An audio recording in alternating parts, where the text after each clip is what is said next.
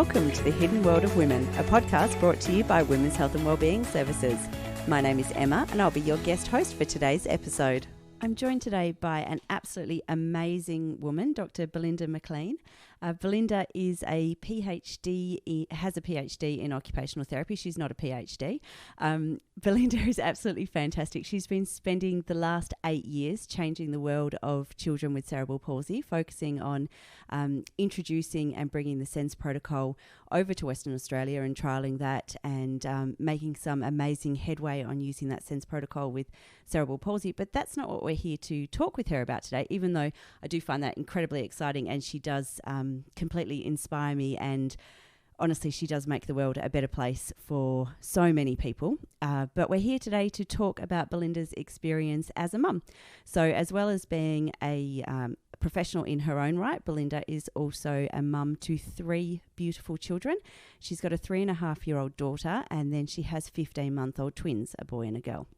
So I wanted to speak with Belinda today about what the realities are of having twins. I know when I think about having twins, I think as I've heard Belinda say before, twins are lovely when they belong to your sister. And I don't have a sister, so that makes it even better. But so thank you so much for joining us today, Belinda. Emma, thank you so much for that introduction. I'm a little bit overwhelmed with that. It's really lovely to be here and great to be speaking to you. Thank you so much. Yeah, no, the person that told me that twins were lovely when they belonged to your sister was a sonographer who told us that we were losing one of our babies really early in our pregnancy, only for us to go home and grieve and spend a week resting and come back to a scan that showed 2 healthy heartbeats and 2 babies still in place, thank God. But it was, a great thing to hear when you thought you were losing one, maybe both in early pregnancy. And then and thank goodness everything happened the way it did. It must have been incredibly difficult for you to hear that you were losing one of the babies. And I think that there's additional risks with having multiples as well, that sort of does become this pressure of potentially the risk of losing one baby, and the risk of miscarrying seems to be higher with multiple births. Is that right? Or does it just seem that we hear that more often? I actually don't know. You do hear occasionally about a vanishing twin where you started out with 2 babies and one didn't eventuate into an embryo. But I don't know. Yeah, it's sorry, not I my just area. threw that at really you. know. It's really not where we were supposed to be going with the conversation. Sorry about that. So can you tell us what it was like when you found out that you were going to be having twins? What was your first thought? Ideally without swearing, just in case that came into it. No, I can tell you exactly what happened. We had some early pregnancy bleeding and we went to emergency at King Eddie to be assessed, thinking that maybe we had an ectopic pregnancy or we were miscarrying. A singleton, we assumed. That's what you think. You're just going to have one. And the consultant said, "Oh, I'm not worried about you bleeding. You've got twins." And my reaction was, "Oh, that's a different problem." Oh, are you sure? Oh. The swearing came after when I rang my mum and she had me on loudspeaker with my sister-in-law in the room. Yeah. How long did it take you to get your head around the idea that there was going to be more than one? I think they might have been 4 months old. Yeah, right. Fair enough. It took a really long time. We wanted 2 kids. We were going to be a family of 4. We lived in a 3-bedroom house. We wanted to live small and stay in our little villa. And we just weren't prepared at all. And I'm a CP researcher, so the idea of a multiple birth at 39 years of age for me was a pretty anxiety-generating situation. I was worried about all the things that I bet could potentially go wrong. Yeah, definitely. And that's one of the joys of being more informed, is that you are more informed, but with that comes with it that you know the risks. Yeah, and quite a lot of anxiety, and clinicians who see you they can't take into context everything that you know. They just flag you for a psych referral. And that's okay, because I was seen by a really beautiful psychologist at King Eddie who said, what you're going through is really normal. Yeah. It's really normal to feel a bit of anxiety and worry, especially when you work where you work. Mm-hmm. And when you're having a baby. Yeah. Let alone two at once. And because you mentioned you were 39 when you had the twins. So not only were you having twins, but you were an older mum having twins. How was that? I was 37 when I had our firstborn. So 40 was our hard limit if we were going to have a sibling for her. And she was delightful. We really thought we could do it again. See, this is the hard thing. That first baby lulls you into a false sense of security. And you think, I can do this. And then for me, I had a child that made me think, ooh, I'm not sure as I can do this with my second. And you got, instead of 2, you got 3. So, yeah. Yeah. Party at our house. I just worried. I just worried for the whole pregnancy about being an older mum carrying twins. I worried about my ability to.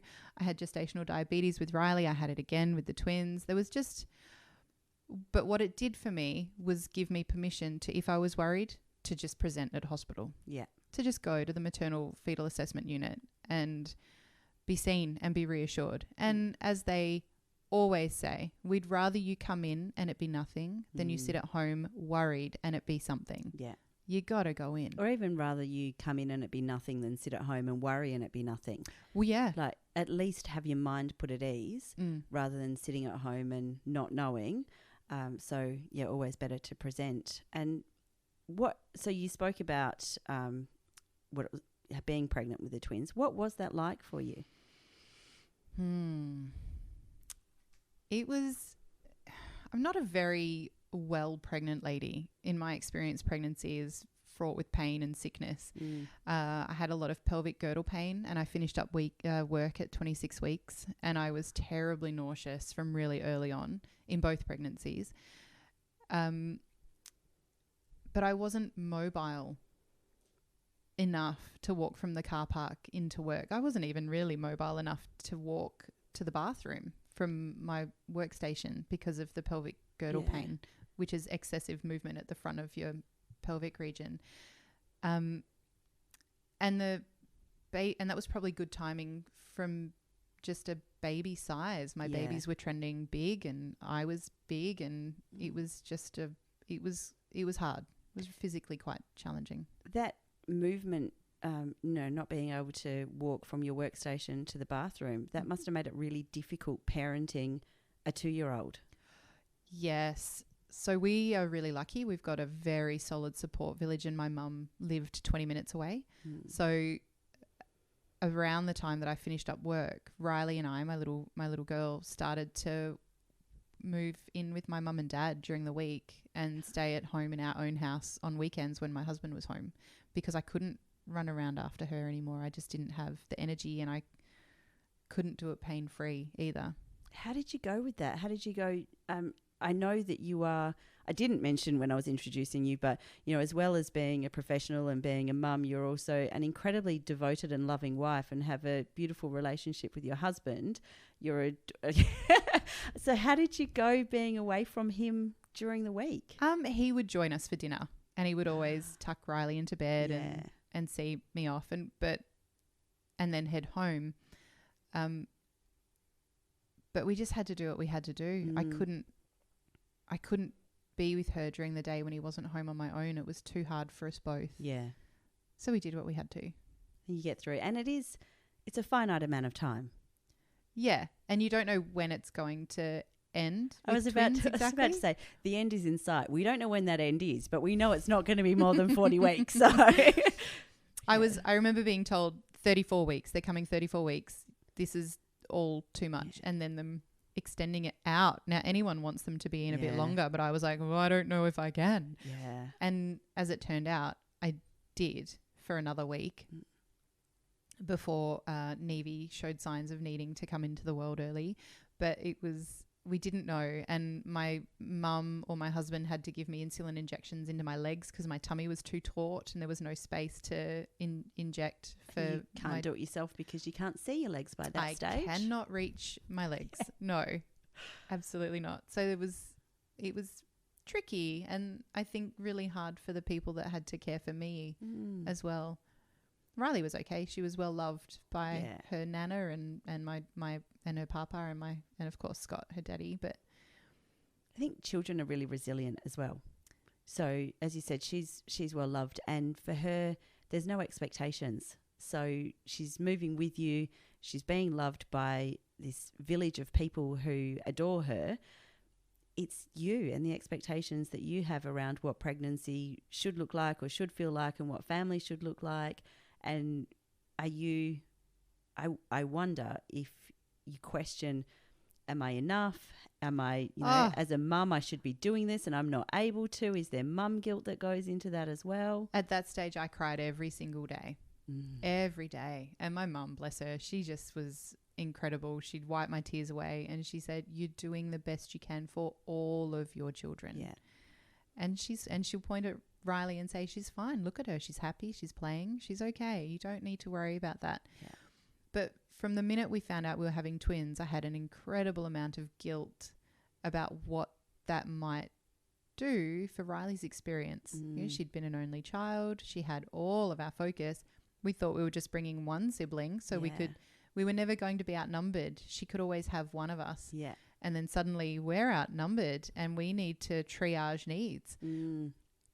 So I did a lot of reading about how to best support siblings when they have a new baby join the family. And there's lots of ideas around special activities while you're breastfeeding and trying to, when the babies are sleeping, doing everything you can to keep life as normal as possible for the older sibling and all that stuff. And I think in the early days, Scott and I did an admirable job, but we stretched ourselves way too thin trying to achieve that.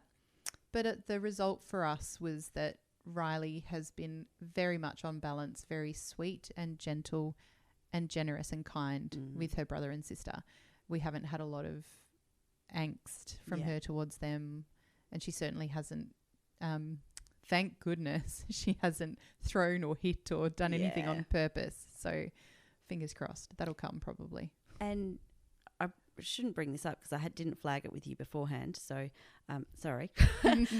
Is it concerning for you in line with that potentially what is this going to mean for Riley as they do get bigger, that she's potentially going to be left out, that the twins have got each other and she doesn't have that special relationship with a similar sibling?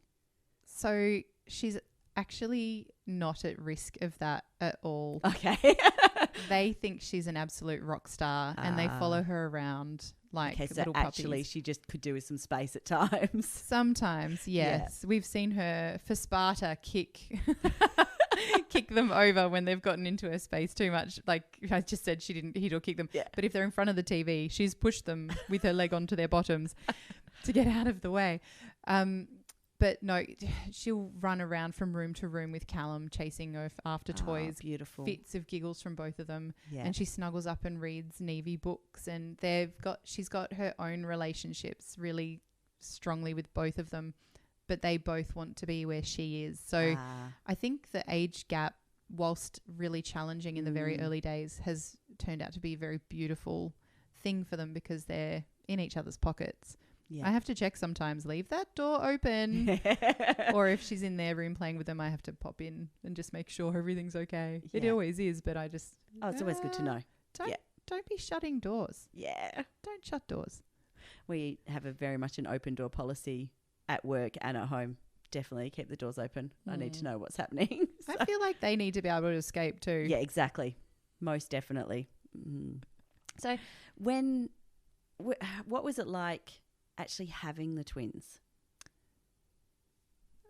It was a day where I had to go in for my clinic appointment and have a scan. And I was watching the scan very closely. I know enough to be dangerous when it comes to listening to medical jargon.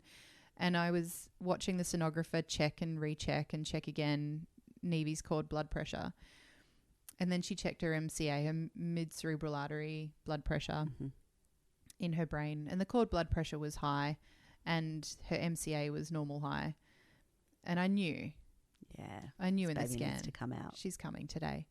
So I was prepared when the consultant came out. I was very lucky to get the same consultant every appointment for the month before they were born. Yeah. And the I think consistency largely must have been really. it was amazing. Yeah. I asked him if he would deliver my babies in the first appointment with him, because instead of walking off ahead of me down the hallway, he stopped and waited for me and walked with me as I hobbled. I was going to say, as you waddled down slowly.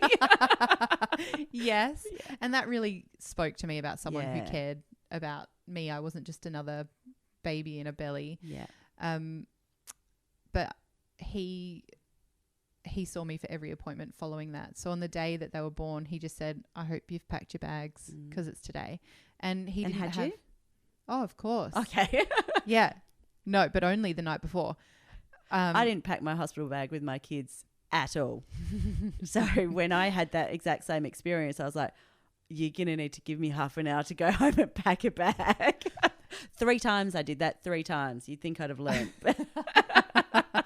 We knew they were either coming that day or Thursday that week. But the only reason they would come that day, we thought, was because of something to do with my blood work. Yeah. Not because of the baby's well-being. Turns out my blood work was fine, and it was the babies my baby that needed to come out. Yeah. Callum could have seen out 40 weeks, but Nevie was done. He was hogging her space. So I was very fortunate. This doctor, this consultant, had agreed to deliver my babies. So even though he didn't have a list that day, he still delivered my babies, which was really great, because wheeling down the hallway, he popped out and he's like, "Oh, there she is," and I'm like, "Oh, it's so good to see you," because I'd been just feeling a little bit anxious, but I knew if he was there, he would be okay. It's all going to be good. And when I delivered Riley, it was by Caesar as well. Gestational diabetes and inductions, they often wind up with a C-section. I didn't get to hold her. They whisked her away really quickly, and she needed CPAP. The babies did too. There were 2 doctor babies in the room, 1 for each bub. But they put them on me, and I was just not prepared for it. I didn't know what to do. Someone asked us if we had a camera. We didn't have a camera. We were entirely unprepared. So it was kind of... That was the one thing I had packed. For all 3 of my kids, my camera was packed. I had nothing else, but the camera was there and ready. Priorities. Yeah. Someone would have taken us a photo, but I was a little bit... I just didn't know what to do with myself. They put these babies on me and I couldn't hold them because I was in full surgical gear, and I didn't know what to do, and they did have to take them away, but it was just a little bit overwhelming. And then I didn't get to meet them until late the next day, and I just cried. I cried when I saw Nevie, and she was doing really well. She was in low acuity and had no cords attached. So they both went to the NICU? They both went to NICU. Nevie was with me on day 2 on the ward. Callum spent 9 days in NICU. And when I went to see him, I didn't even know for days that he had black hair, because he had the cap on and wax up his nose and every cord, and trying to hold him. I just felt scared and anxious, and the staff kept saying, "Look at your baby, not the monitor," which kept beeping and alarming because cords were being knocked. And look at your baby. I'm like, I just need him to be unplugged. I just need... It was it was stressful. He was 4.1 kilos at 35 weeks though. He was a big boy. So big, but he needed to figure out, his blood sugar was very low, and he needed to figure out how to coordinate his breathing with feeding. But it was his blood sugar that needed to stabilize that took the longest. So it was a really, really tricky time for him. But he was always going to be okay. He wasn't the sickest baby by a stretch, but it was just hard for me to see him in the full NICU kit. Yeah, most definitely. And that, I know when I've sort of been in hospitals and things, and there's that beeping, I have this horrible thing of just waiting for it to stop, and then what's going to happen if it stops beeping, and what does that mean? So to see that within 4.1 kilos is massive for a newborn baby, but it's still tiny. They're still really small. And to see your tiny baby covered in tubes and wires and all of those, how did you cope with the anxiety and the stress of that? I don't know that I did. I cried a lot and got referred to psych because I was crying on day 2 with both of my babies in NICU, and one of the midwives went, "Oh, I don't think you're coping. You need to be linked with psych." I was like, "Oh, I am. Don't worry. I'll text them." And great that they are referring you through to psych services and to be able to access counselling and support. But also, would you not think that's really quite normal to be. Right. Yeah. So when the beautiful psychologist did come into the room, she said, some people are just really good at treating bodies more than emotion. Oh, okay. But what you're going through right now is completely normal under the circumstances, and you're under pretty trying circumstances. Yeah. And hearing that, actually that was a pretty strong theme for me when I engaged with medical services in the first day, early days, was that, yes, some people are amazing at treating bodies and not everyone is good with emotion. A lovely young doctor in King Eddie ED as well, because I had some concerns about scar healing from my wound. Summer is a terrible time for a Caesar to heal well. Who's like, so I've heard you say a few times that your cup is full and that you just need this sort of, do you need extra help? Are you okay? It's like, I'm okay, but I have newborn twins and even a 2.5-year-old. I am at capacity. That's all. That's it.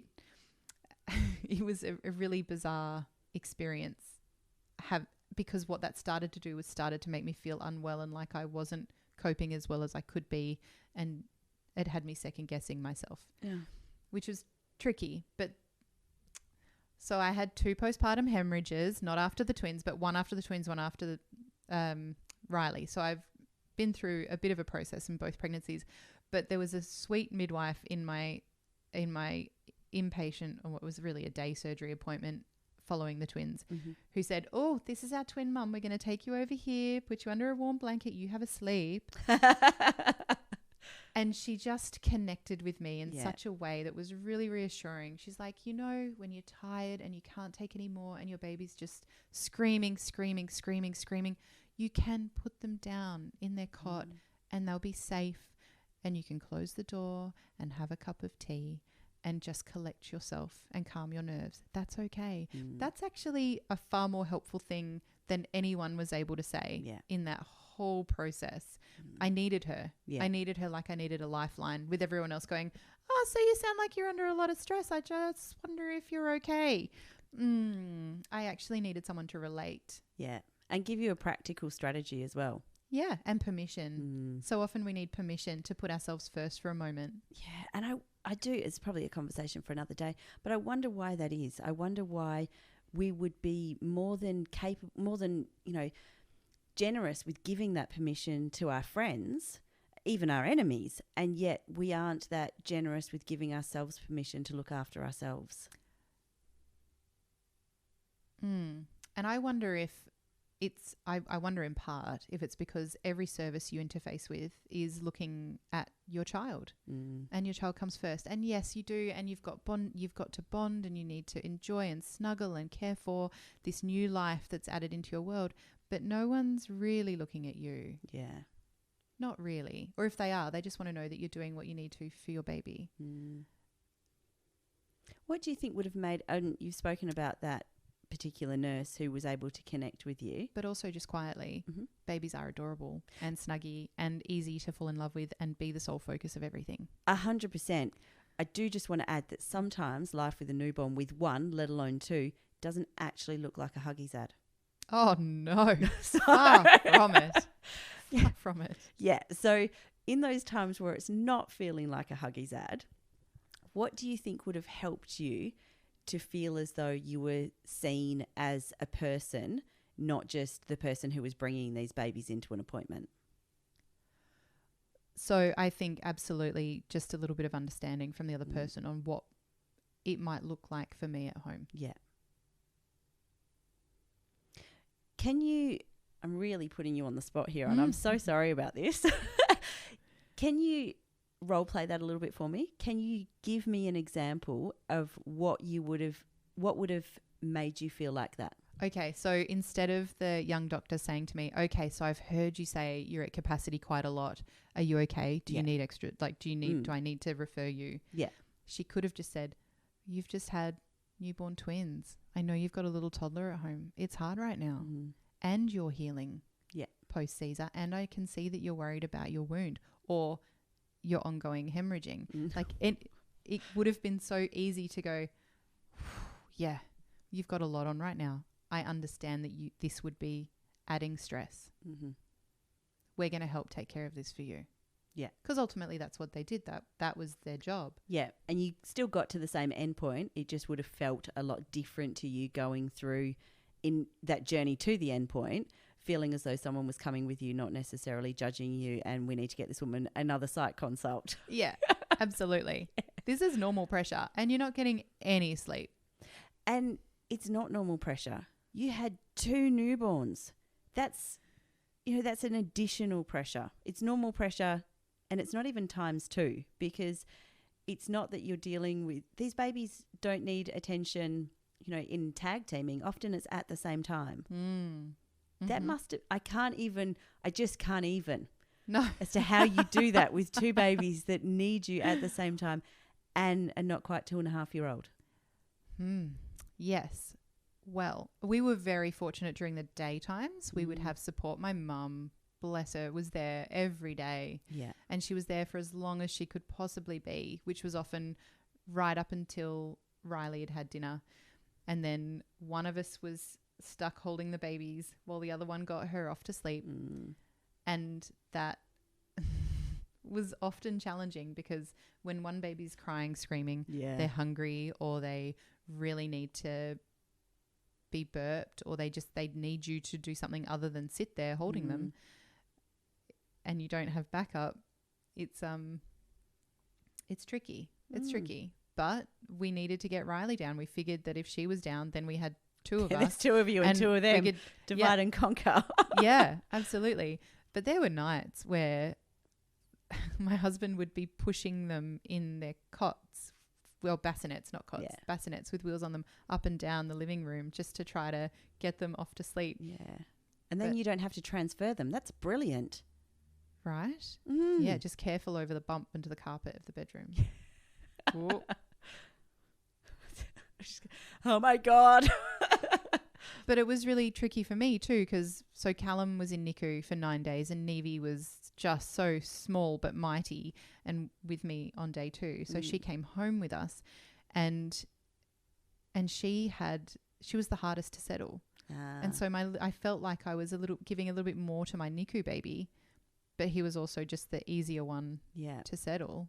So it's easy to pour love into a very calm, seemingly compliant baby that's just doing what you want. And then there's the poor little sausage who's screaming for hours until it's after midnight, and you just need to get to sleep, and your tension increases and your shoulders increase, and you're just starting to feel like you don't even recognize yourself. And they let out a little burp finally, and then they settle, and then they're asleep. And then you feel so guilty that you got so tense and so grumpy that you need to be extra the next time that they need you. No, I've got this. I really feel like I owe it to her. Oh, she deserves this. I need to give her more. Like it sounds like mum guilt on steroids. It was a lot. I really want to go to that, but just before we do, because I don't even know how you tackle mum guilt on steroids. Mum guilt is bad enough as it is, but to that level, but before we get there, how was it coming home with one baby and leaving one baby in the hospital? Awful. Awful. Riley had come into the hospital and she had met Neve, but she hadn't met Callum because he was in NICU, and she couldn't go to meet him in NICU. So she was very happy to just bring home a sister. One baby that she knew. Yeah. And I was on the ward. I was only able to get in to see him twice a day. And my mum and my husband made it so I could get in to see him twice a day while he was still in there. Yeah. But it was hard to not be on site with him. But it was also hard when we said to Riley, come on, we're going to go pick up your brother. And she said, no. Oh. No, thank you. I'm fine with just this one. Exactly that. Yeah, no, she came.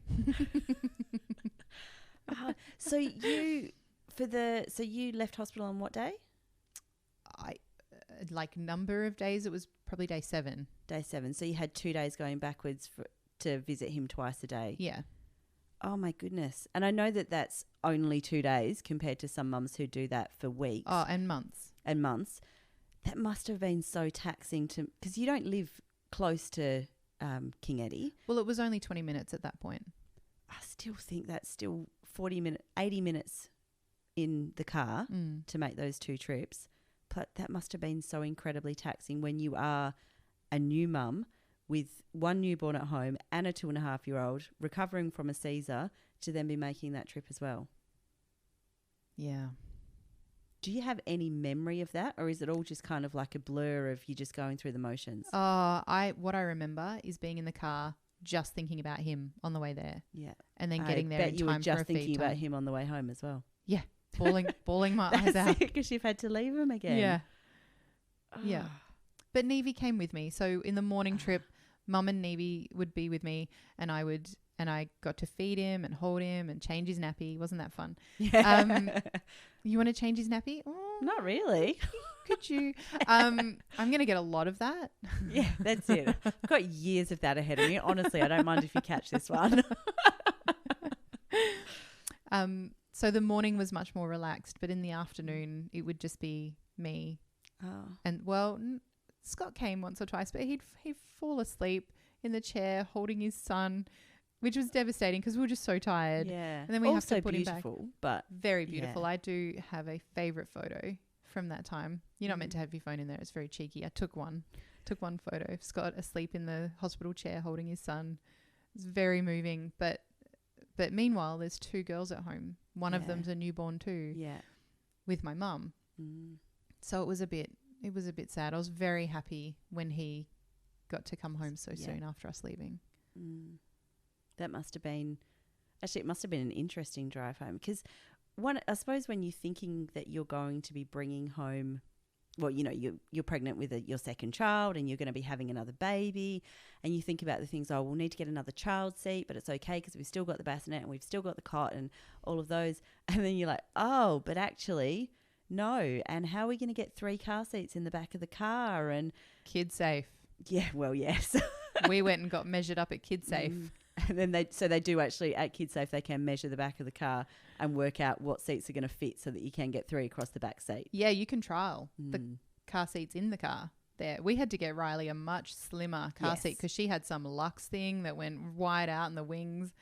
There was no way. Beautiful headrest and all that. Nope, sorry, we're stripping you back, honey. Yeah, she actually got a much better seat in terms of comfort. She's even got like arms that pull down. It's great.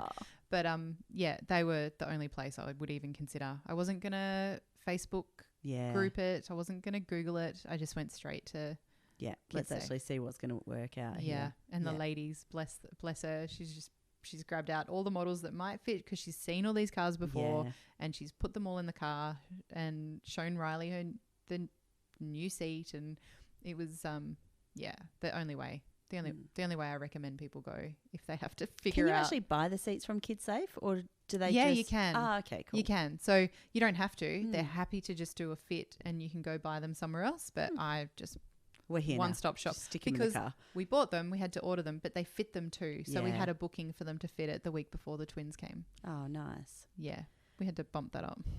Yeah. So. What's it like driving? I know this is, again, totally off topic. It's very unlike me. What's it like driving in a car with 2 newborns and a 2-year-old? You are not prepared for all the ways your toddler can increase your stress levels. We had to put cardboard in between her and the babies because to quiet them, she's very clever. Kids are so clever. She would quiet them by putting her fingers in their mouth. Better than up their nose. Yeah, but I don't know where. No. Well, is it though? Because, Depends. Where have her hands been? Yeah. And when was the last time she washed them really well? I don't remember. So I don't want those fingers going in the mouth. It was really quite distressing for me. Yeah. Because they're brand new. They've got barely an immune system. So let's just keep that from happening. Thank you very much. But now we need to do it to protect her from having her hair pulled. Yeah, that's so it. It's come about. That cardboard's staying up. No, It'll be 18 back. And still sitting in the car. It went away because she could play with them and give them toys, and now it's back just because one of them really likes pulling on her hair. My scalp's just tingled at the thought of when you're feeding a baby and they grab hold of it and pull it. I can feel it now. Oh. Anyway, all those years later, I'm still goosebumps thinking about them pulling your hair. Didn't like that. Yeah. How did you go feeding 2 babies? Oh, gosh. So I was given lots of different advice with 2 babies one in NICU and one on the ward, but the one on the ward being way smaller than a usual term baby. Yeah. So I had a tricky time feeding Nevie, particularly. She was so little. They just wanted her to put weight on. And so I was told I should feed her with the bottle and then wean to the boob. Well, that didn't really work out very well for us. But there was a little time that she got some milk, but we topped up with formula or expressed breast milk. Callum was a gun from day one. Who'd have thought? But 4.1 kilos. I probably would have put the money on it, to be honest. Well, I wasn't sure and they weren't very sure, but he did a great job. But I remember sitting on the couch once in this fabulous twinsy pillow I was given by some friends at work, and I had a baby on each side. I gave tandem a go, but one of the babies dropped to one side of the couch and I was like, oh, trying to scoop them back up onto the pillow and dropped to the other one. Thankfully, just onto the couch. But I was just juggling, dropping babies everywhere. And it was... I don't think tandem's for me, actually. This is a one at a time gig. Yeah. Or I'm feeding on the bed. Yeah. So Scott came racing in. He helped me scoop them back up. It was all a little bit much. So I was a one at a time person. But I do, for me, with a toddler as well, breastfeeding twins was really problematic. And I remember... at Christmas time, we just had family photos with my whole extended family, and being at mum's, she's like, you have had a baby on you for 3 hours straight.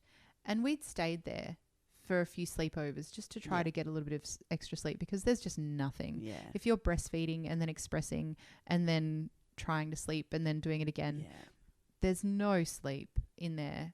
And I remember waking up in a panic trying to find the baby in the bed under the covers, and they weren't there. They were in their bassinets where they should be sleeping safely.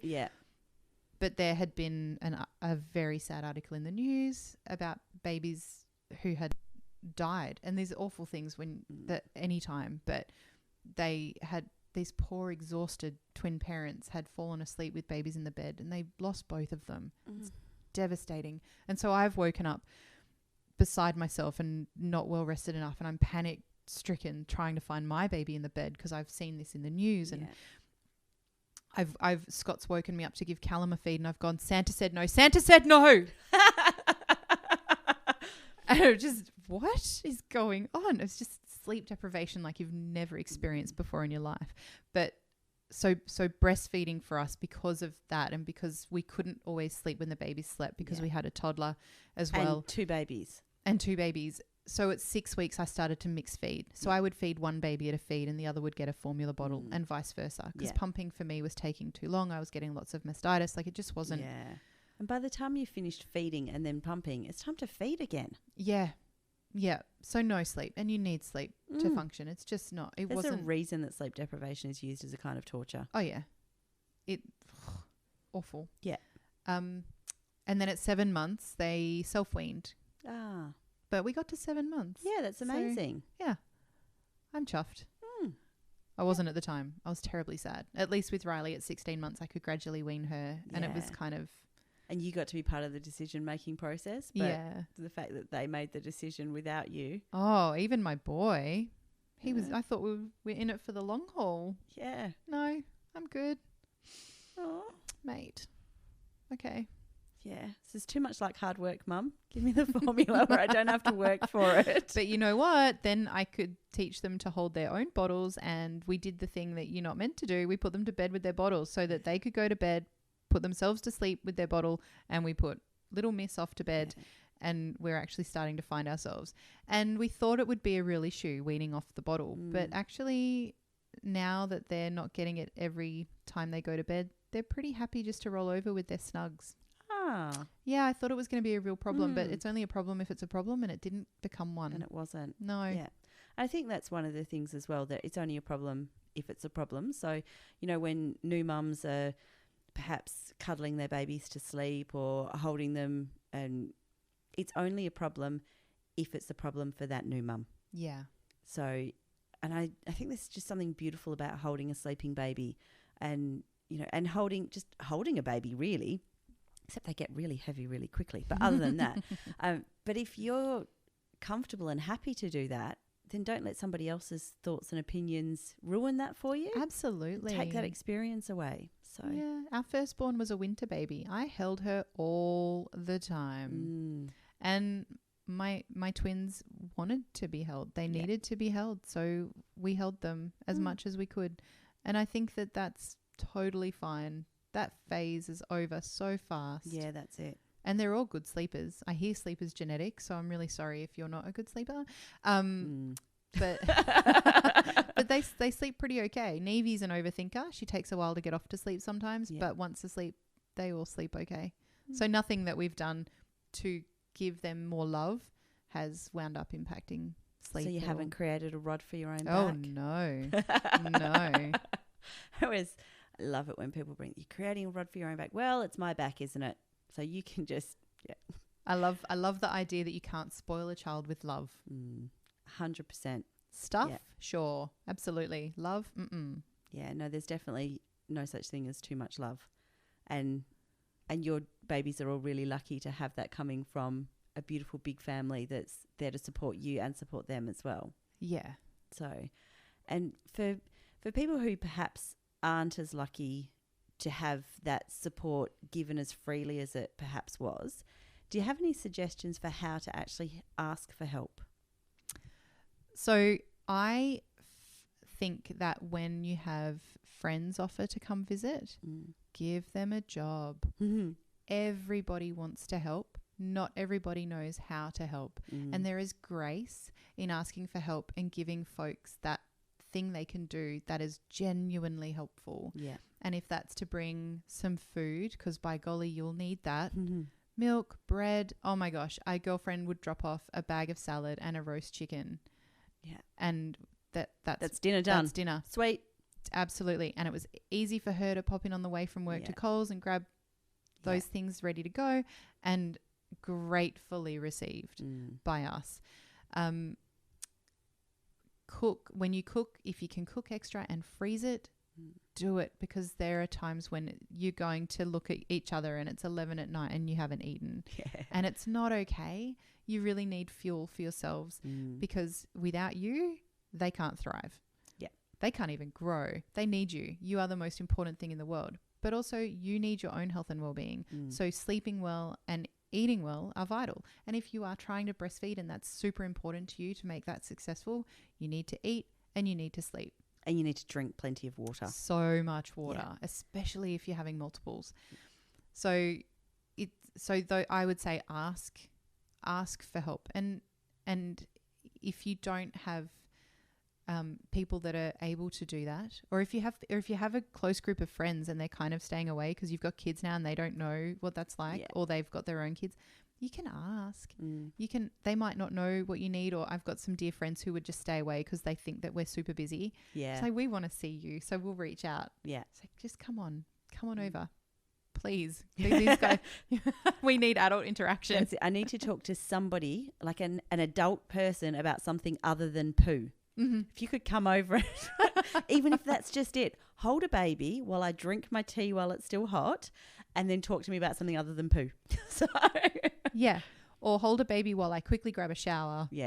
That'd be amazing. Because when I'm starting to count on my second hand how many days it's been since I last had a shower, I need you more than ever. That's it. And online shopping. So I do not like shopping at all for anything really. So it's easy for me to say. Some people really like to get out of the house and they like to go to the shops. But in those first few days or those first weeks, the first 12 months is really tough. And it doesn't get easier, but those first 6 weeks to 4 months in particular are really, really tough. So I would say adopt online shopping, anything that makes your life easier and takes pressure off what you need to do just to take basic care of yourself and the house and your babies. I hadn't even thought about the logistics of trying to go food shopping with 2 newborns and a 2-year-old. Oh, I never did it. You haven't thought about it either? Oh, no. I thought about it and just said no. Nope. I'm not putting myself through that. Happen. Oh, I remember Scott said one day, I wonder if I should take the twins to the shops and just see what kind of response I get, because he took Riley to the shops once when she was little, and he got all the, oh, look at you. Yeah. You're such a good dad. Can I help you with that? Yeah. And I was like, oh, I don't know that I'd get the same response. No, I've just written an article about that actually, in that where I think sometimes women can be quite quick to judge other women as mothers and can vocally share that judgment. And so in the article, I've sort of suggested that one of the things that I found useful was to say, you know, actually, I'm doing a really good job of judging myself at the moment, so I don't feel like I need your support on that. It's probably the thing that I'm excelling at most in life at the moment. And, you know, perhaps if you're looking at a way that you can support a mum, then just a knowing smile or, you know, you've got this, you're doing a good job might help. And I did write in the article, and I feel like I need to qualify that, yes, I am saying that these are things to say to other mums, because if Dad goes out to the shops by himself with his small child, the world wants to throw him a ticker tape parade. Mm-hmm. And I wonder why that is. Why is it that we, you know, that society celebrates their dads and men for doing things that we take for granted for women doing? But not only that, we judge women for not doing it good enough. But if a dad's giving it a crack, he's a good sort. So it's interesting that you shared that Scott had that experience, because my husband certainly did with all 3 children. And it was probably the thing that drove us closest to arguments, because I resented it so much. Oh, gosh. And he longs for it because he hasn't given it a go. We've both been a bit like, no, unless there's 2 adults, we're not taking all 3 kids out. I definitely wouldn't now. If they can both walk, there's no way I'm risking them running in separate directions. No way. They will find the power cord. They will suck on it. That's it. Yeah, you don't want to find one climbing in a freezer. Yeah. Oh, dear. So coming back to on topic, sorry about that. What do you think, what would you suggest, or if you were back just finding out now that you're about to have 2 babies, what would now self say to previous self, or what would you say to a mum who's just found out that she's going to have multiples? Oh, gosh. It's going to be hard, but you can do it. Yeah. And they're going to pay you back in love in spades. And you might not appreciate it. I didn't until about 4.5 months, maybe 6 months, when they started to be really interactive with each other and super cute. And when their sleep started to stretch out a little bit, which meant I was getting a little bit more sleep. But it's incredible. It's an incredible feeling to watch 2 little people who always have each other, who can connect with one another, who always look to each other, who sit next to each other in their high chairs and just eat off each other's trays. That's a bit problematic when we're around other people's kids. Sorry. But it's just beautiful to see them. One of them goes off into another room. The other one has to follow. They're always together. And they're just, it's so incredibly sweet that you can't help but stop and take it in and let your heart fill with that. Yeah. It's amazing. And the fear that I had in the beginning about the impact on Riley was really unwarranted. And whether that's because we bent over backwards to make it so that she didn't feel misplaced in our family, or if it's just because kids are really resilient and just happy to have siblings and play friends. I wish I could just give myself a bit of comfort and let past me know it was going to be okay. Yeah. I didn't have to be quite so worried. It was all going to be okay. Does current you know that it's going to be okay? Yes. I love my kids. When people ask me about having kids, I always go, I love my kids more than anything. They're amazing. And as individual babies, if they'd been born individually, they would have been the world's easiest babies, and everyone would have been lining up to tell me to shut my face. Don't talk to me about your babies who sleep. We don't want to hear it. But the workload is heavy just because there's 2, and we try to keep them to the same schedule, but they're 2 individual people. It's not always possible. But it's absolutely going to be okay. We're homebodies. We don't mind being a little housebound just at the moment. That's going to work okay for us. Kids don't need to be out highly scheduled. They need less of that. So I'm okay and at peace with being a bit of a homebody right now. But they're amazing. And I'm looking forward to seeing them grow. It's going to be fine.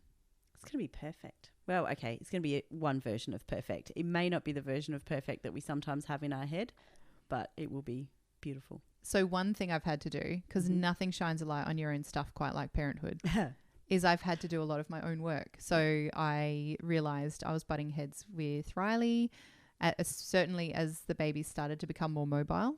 It started to happen quite a bit with her. So I started to read books like No Drama Discipline and The Whole Brain Child, which led me on to read a book called Mindsight, where all by the same guy, Dr. Dan Siegel, so that I could start to look at my own stuff. Why was I being so reactive about different things?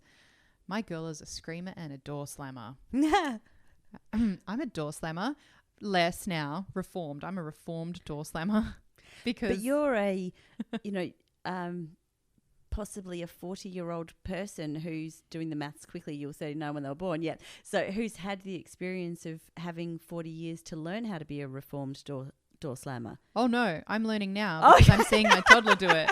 Yeah. All right. Okay. But rarely did life put pressure points on me such that was necessary in a discharging of high emotion kind of way.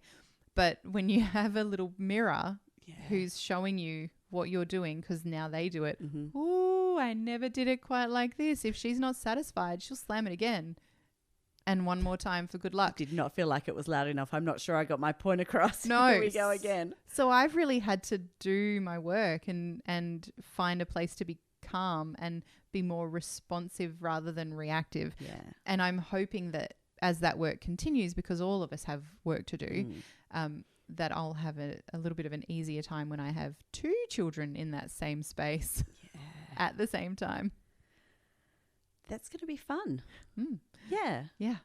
But every child is different. So you don't know how, But as you say, I think we've all got work to do on ourselves, and it's a great opportunity for self-reflection if you've had enough sleep to be able to be open to being self-reflective. And I think some of what you were saying there is part of the circle of security work as well, with the shark music. Oh, yes. They do allude to a bit of that in the books too. It certainly is a lot of shark music. Yeah.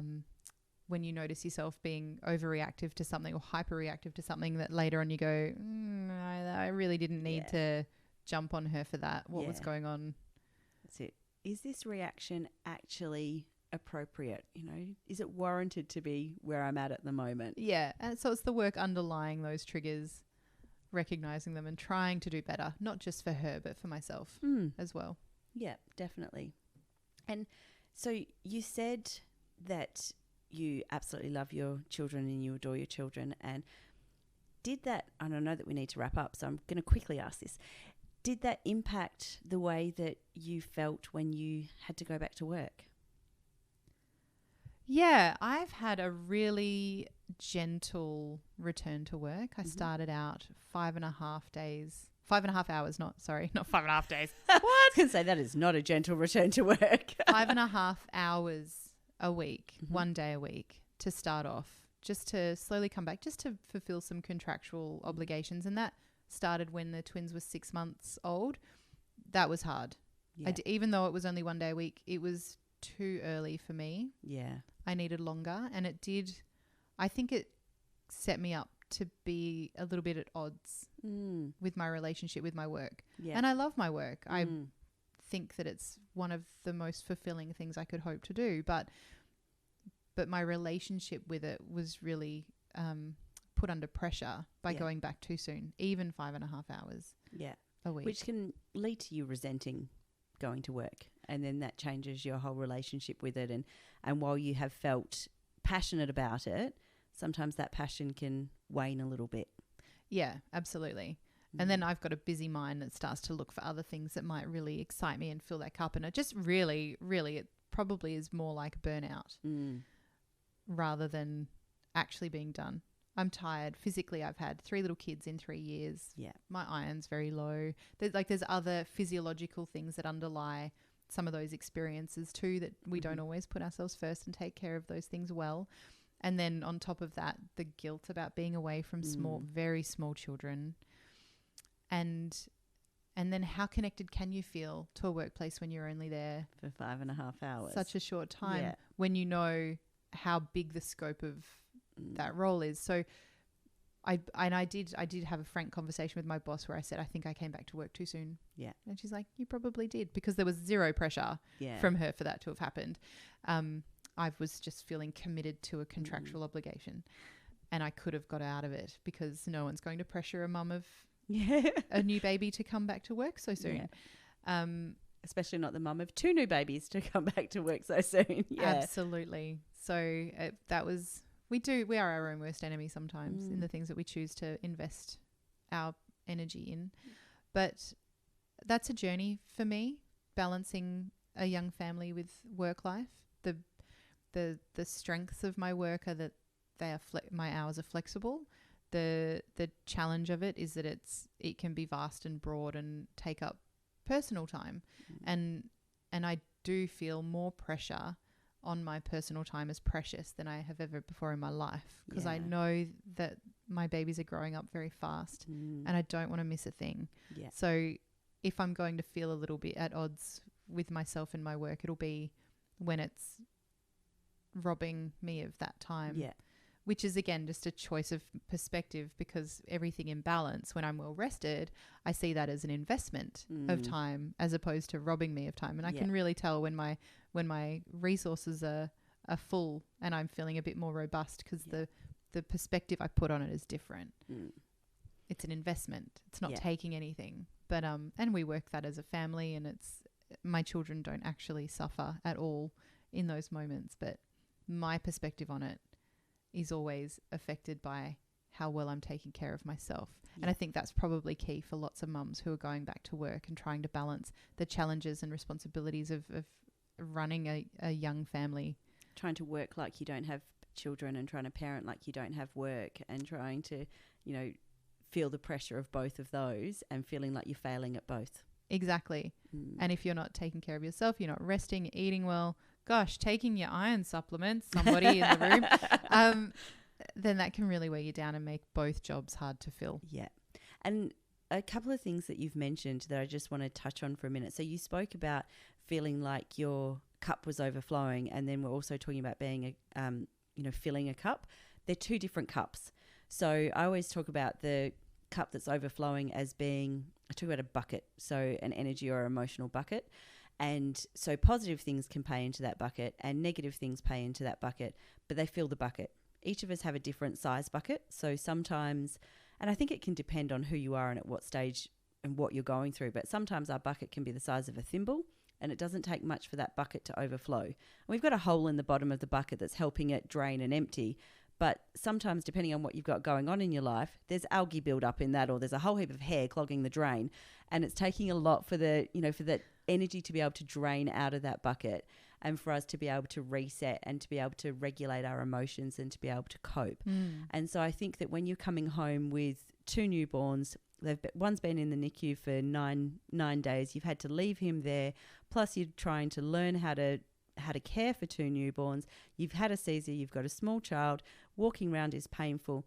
All of that pays into that bucket. Plus you've got people coming to visit, and that's lovely and that's exciting, but that goes into that bucket as well. It doesn't take long before that bucket overflows, even if your bucket's the size of a swimming pool. Then you talk about a cup, and we say we can't pour from an empty cup, and that's where self-care comes in. So self-care it shouldn't be meeting your basic needs. So remembering to eat 3 meals a day shouldn't actually qualify as self-care. Having 5 minutes to be able to brush my own hair shouldn't count as self-care. Or, I got to take an hour out so I could go food shopping all by myself today. Oh, that's not alone time? Well, it depends which side on the internet you look at, because I'm led to believe on some popular mum sites that, yes, actually that's amazing self-care. No. So it's about actually going, you know what, what are the things that are going to fill your cup? What's going to fill you up so that you can actually be able to function and to be able to survive and to be able to thrive? And as you say, you can't pour from an empty cup. We can't look after our small people if there's nothing left of us. So I always think it's really useful to remember it's not about being selfish. It's about actually giving to other people by making sure that there's enough of me to look after them. Because Yes. if there's nothing left of me, who's going to look after them then?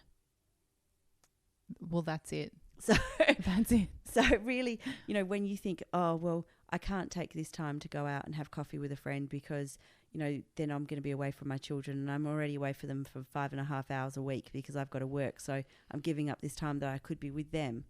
But what does it give you the capacity to do if you do take that time? Yeah, absolutely. So I just wanted to touch on that because I just thought it was useful to perhaps draw it out a little bit. Yeah.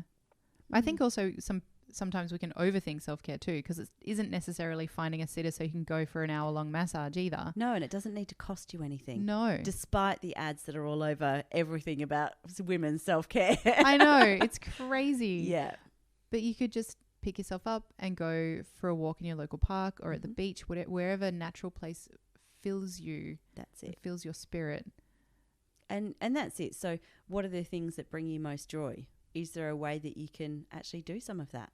And it doesn't have to be the whole thing. If you enjoy art, is there a way that you can pick up a sketchbook and while your baby's sleeping, do a doodle? Do you know, for me, it was taking a photo and then writing a little Instagram post with it. That was because I like to write. Yeah. That was my creative outlet. Was taking a photo that I'd taken and then writing a little something. And sometimes it's just like, how cute. And then sometimes it was like a really proper connected a thing I needed to express and get out in the world, and that for me was one of the ways that I connected with myself and filled my own cup, was because creative expression is important to me. And I think when you've got newborn babies at any, with just one, let alone two, and another toddler as well, perhaps sitting down to write full blog posts or perhaps sitting down to write a book then might not be the most practical idea. And perhaps that's setting up to fail, but is there a way that you can do part of that? And so writing that Instagram post gave you that creative outlet without it needing to be too big, and then that becoming another stressor and paying into that bucket that we were talking about. Exactly. That, and making my own coffee when someone came over to hold my baby. Oh, let me make you a coffee. No, please, just you hold my child. Yeah. I need a moment. That's it. I sometimes think actually making the coffee, that can be part of that mindfulness process. It's a ritual. Yeah. And going through that ritual and slowing down and being able to find that. So connected with self without needing to hold, nurse, feed, or comfort someone else. Yeah. And nobody's touching you.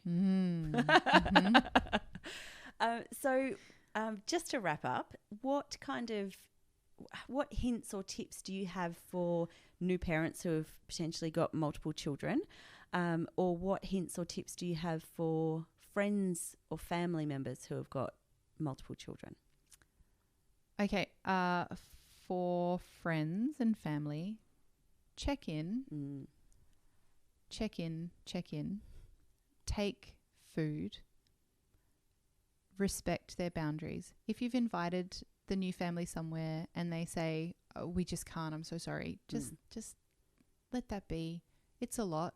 Yeah. It's a lot to adjust to. And they've got 2 new babies to figure out, and routines to respect, and their sleep, the baby's sleep. It's all so important. And at the moment, in those early days, night and day are not very different. So just be gentle, give them some time, but definitely check in, see how they're going, go around if you can, and hold babies, fold their laundry, put it away. Just whatever would be helpful, whatever you would like for yourself. If you couldn't get to everything, just do it. Don't even ask them. I'd just go around there and fill their fridge and make them a sandwich. Just make sure they're fed and have showered. Yeah. They'll love you forever. They probably already will, but do that. It'll be extra sweet. For new parents, be gentle. This with yourselves and with each other. Yes.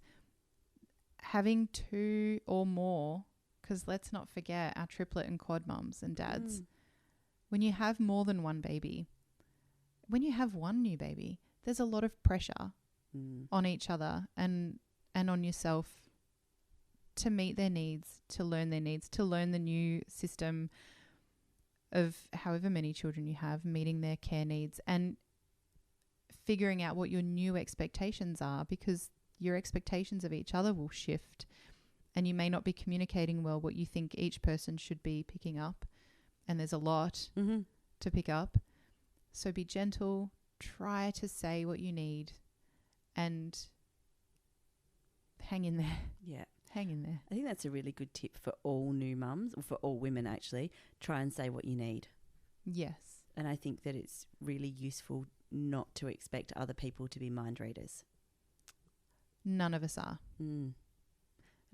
And the other thing... It's a shame, isn't it? It'd be really helpful. Actually, sometimes it really wouldn't be helpful, to be fair. Yeah, sometimes it's good that's an inside voice. And sleep is so crucial that if you can get someone to come around so that one or both of you can get a good chunk of sleep, that would be amazing. We would go and sleep at my parents' house because they were well set up for many people at one time. Yeah. But if you can have someone come around just so that you can get a block of sleep, because sleep is hard to come by in those first weeks. And it's crucial to functioning. Like we said before, sleep, food and water. Yeah. You got to make sure that you're having them. Definitely. As much as possible, I think. Or maybe with the food, not necessarily as much as possible, but healthy food is always good. And there's a few other things about how can I safely put my babies down so I don't have to hold them constantly. There's a few things to look for, like a twinsy pillow or a pillow that will hold and support both babies. We had a twinsy pillow because it was gifted to us, and it was amazing to be able to put the bubs down on just to rest if they were awake, but content. And then we could have one. My husband would bottle feed them in there if he had to feed both at once, and then being comfortable with popping them in their bassinet or their cot and knowing that they're safe there. Yeah. If they're upset but you can't get to them right away, that's okay, because you're coming. And most times that they cry, you're there. Yeah. So if this time you can't because, oh my goodness, you're having a shower, finish your shower and then go to them. They're okay. They're safe. That's it. I think that's the key thing, is make sure they're safe. And then are you meeting their needs? Yes. So, and yes, you are. And just be really okay with giving them those cuddles in those early days. My gosh, before you know it, they're going to run you off your feet with their running. But just hold them when they're so little and snuggy and delicious. Oh, soak that up. Let that fill your tank. Yeah. I always think as well that, I love my children. I love my children so much, but I just love them that little bit more when they're sleeping. Just kind of watching them sleep just for a moment, and just to fill that love cup up, that they are adorable when they're sleeping. I mean, as I said, I do love them when they're awake as well. Just that bit more when they're sleeping. or when they voluntarily give you that extra big squish hug. So good. Yeah. It's priceless. Yeah. All right. Thank you so much for your time today. Before we wrap up, is there anything else that you would like to add? Oh gosh, no, not right now. I can't think. But thank you so much for the opportunity to come and speak with you today. I've had fun. Yeah, me too. I will also put in the show notes a link through to the Multiple Births Association that we did forget to talk about. Oh yes, the Multiple Births Association of WA is amazing. Don't ever buy a breast pump. That's something that I should have said. Don't ever buy a breast pump. Just join the Multiple Births Association and hire one for $10 a month, because you can't sell those things secondhand. I've got one. No one wants it. You're not allowed to. Well, you can. Yeah, you've just got to call them, I think, what is it, a human milking machine? Oh, you can't. Something like you can't sell them on Facebook. Yeah. But you can on Gumtree. So there's that. But don't buy a breast pump. They've got a whole lot of other resources that you can. They say hire, but really it's loan. Yeah. Borrow like a library for free. It's like a $35 a year membership, or $10 if you have. Is it $10 or $5? No, it's $5 or $10 a year if you've got school-age kids, or a concession card. And they've got lots of social support, lots of coffee groups that catch up, and they can really connect you with lots of other multiple families. So shout out to them. Yeah, and I think you don't know what you don't know. So often when you're able to connect with other people who are in a similar situation, similar circumstances, you can fire off each other. And, when you don't know where to start looking for something, or you didn't even know that there was likely to be resources available, somebody else in the room, whether that's an actual room or a virtual room or whatever, but somebody else in that circle may have walked the steps that you're walking right now and can do that with you. Absolutely. And it's quite lovely this week. We've had loads of mums share their first day of kindy photos of their twins starting school, which is really sweet because we're all it's my singleton starting school, but we're all in this together. And it's it is a really neat forum to be a part of. Yeah. Oh, fantastic. So, yes, as I said, I will pop that into the show notes so that we can link that if there are any mums or people listening who've got multiple children. That could be a useful resource for you. But as I said, thank you so much for joining me today and sharing your experiences and coming along with me on the tangents for the conversation as well. I really appreciate it. Thank you so much for having me. Thank you for joining me for today's episode of The Hidden World of Women, a podcast brought to you by Women's Health and Wellbeing Service. It's been my absolute pleasure to chat to Belinda and learn more about what it means to be a mum of twins and so many things I hadn't even thought about. We did have every intention of speaking more about the Multiple Birth Association of Western Australia, but we just ran out of time.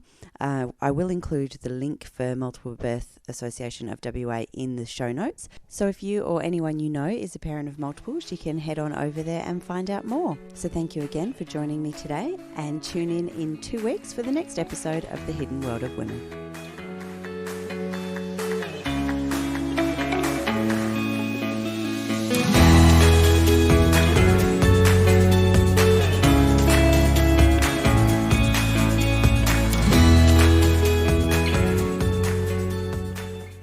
Listening to The Hidden World of Women, the podcast brought to you by Women's Health and Wellbeing Services. You can find us on Facebook, Instagram and YouTube by looking up Women's Health and Wellbeing Services.